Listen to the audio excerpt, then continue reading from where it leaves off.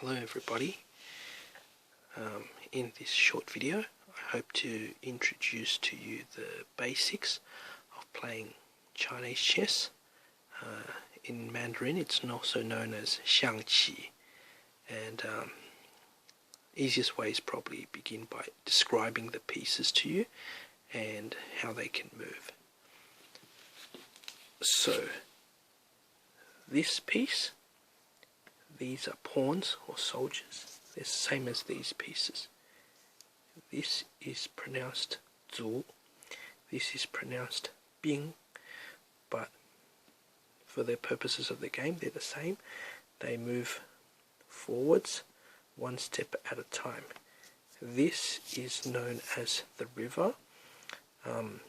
That's important because these soldiers, when they move and cross into the river, they can actually then move left or right one step at a time.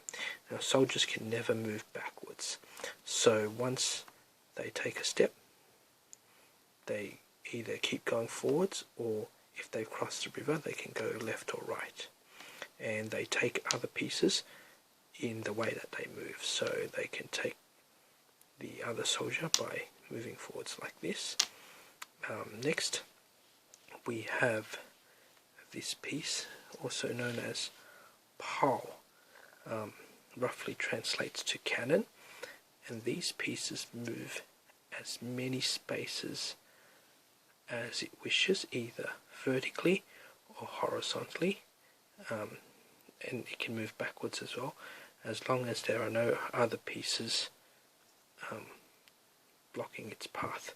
It takes pieces by actually jumping over another piece. So in this case, this piece here can take this piece because it jumps over this piece. The piece that it jumps over can either be a friendly piece or an enemy piece.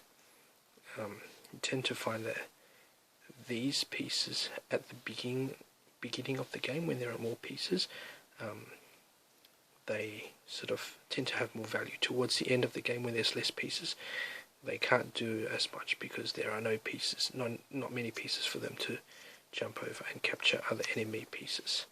Next up we have this piece known as the ju, which means chariot, and these pieces, I guess the equivalent to them in English chess would be the rook. So they move forwards, backwards, left and right, as many spaces as they want, and they take pieces in that same way. So for example, if there was no pawn piece here, this piece can just come in and take this piece like this, but obviously you wouldn't in this case because the enemy's chariot is sort of guarding the pawn.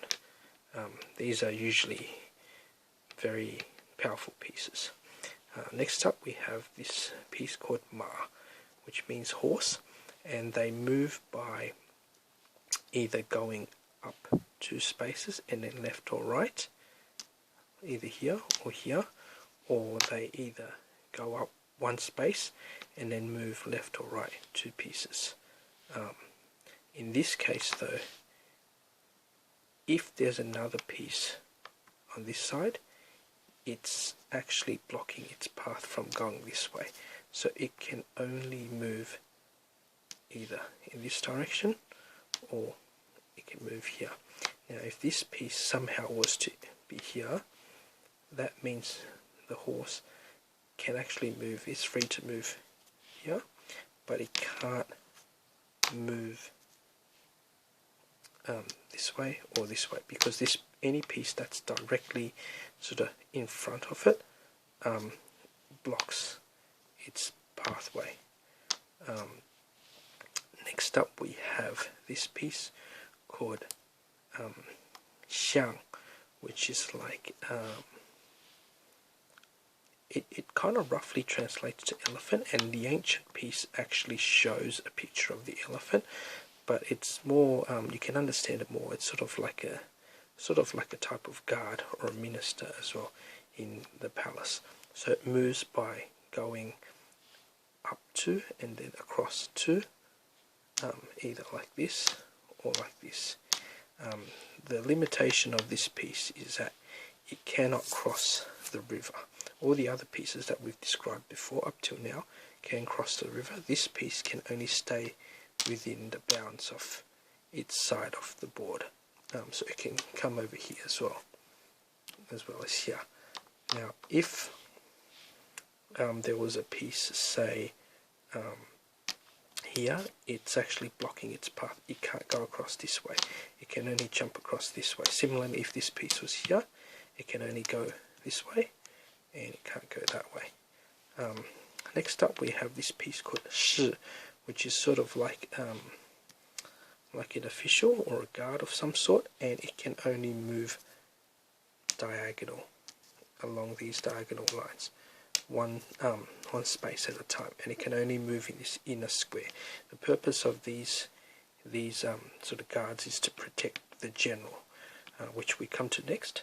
The general is also known on the red side, it's known as Shrye, and on this side it looks green here, but traditionally it's supposed to be black, the color. It's known as Jiang, which is another word for general, and they can only move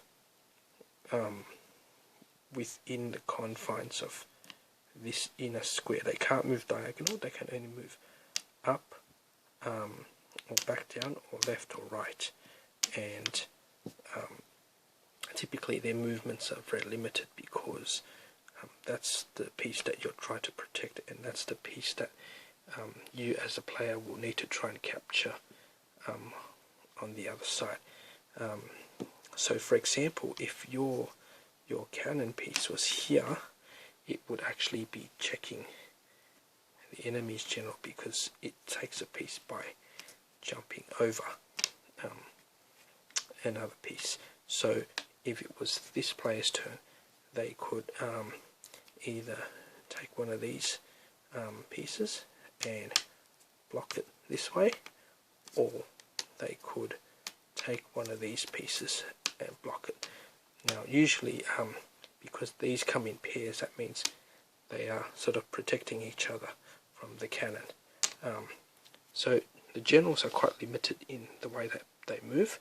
The exception is that if there were no pieces in between the generals, and whoever's turn it was, because there was a sort of straight pathway between the two, that player's turn, that general can actually sort of go right across and take out the other general's piece.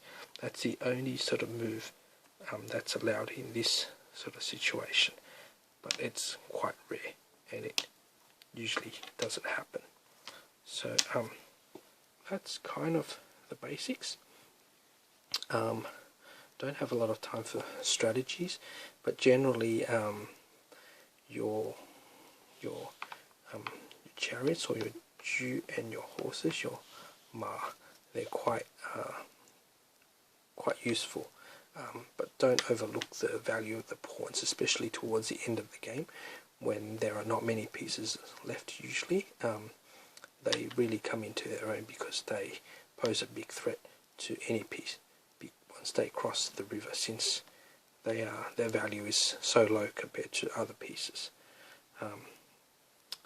So anyway, I hope that explanation sort of gave you a bit of an introduction into Chinese chess, also known as Xiangqi. Thank you.